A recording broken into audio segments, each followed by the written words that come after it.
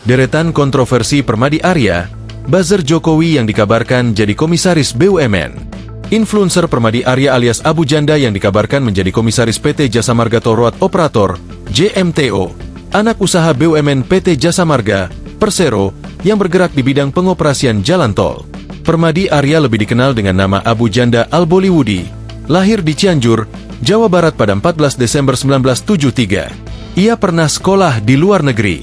Ia memulai dengan menempuh studi diploma ilmu komputer di Its School, Singapura, lalu melanjutkan pendidikan ke jenjang sarjana di University of Wolverhampton, Inggris, mengambil jurusan Business Finance. Pria berusia 50 tahun ini dikenal sebagai aktivis media sosial yang kerap menyuarakan isu-isu seputar intoleransi di Indonesia. Abu Janda mulai aktif di dunia media sosial sekitar tahun 2018. Namanya kemudian meroket sebagai salah satu influencer pendukung Presiden Jokowi. Saat itu Abu Janda dekat dengan influencer Denny Siregar, hingga pada Pilpres 2024 lalu berbeda pilihan. Abu Janda memicu banyak kontroversial, terutama karena pandangannya yang tajam dan kerap menyinggung isu sensitif.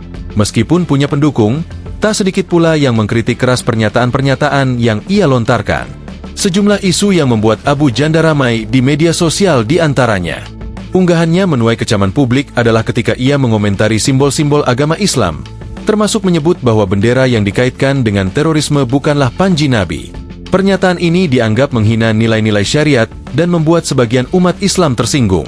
Pada satu acara di TV swasta, Abu Janda berdebat dengan Ustadz Felix terkait hal ini.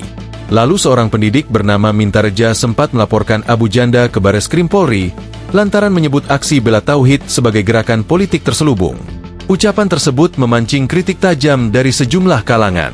Perseteruan antara Abu Janda dan Ustaz Maher Etwailibi sempat menghebohkan jagat maya. Kedua pihak saling melaporkan ke polisi dengan tuduhan pencemaran nama baik hingga ancaman kekerasan.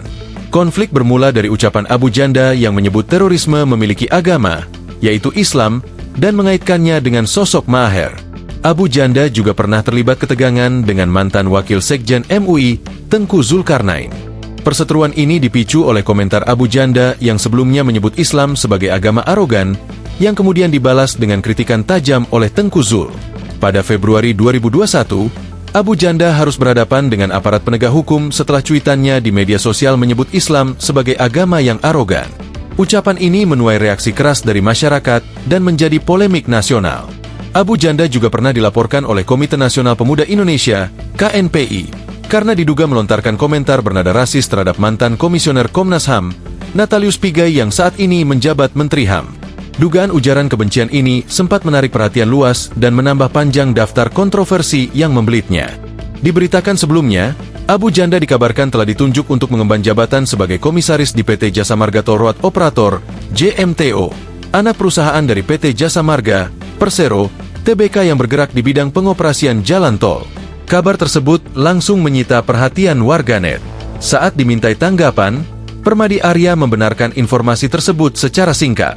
Ya, insya Allah, ucapnya kepada awak media, Senin 7 April 2025. Meski demikian, hingga berita ini diturunkan, belum ada pernyataan resmi dari pihak PT Jasa Marga Tol Road Operator terkait pengangkatan tersebut.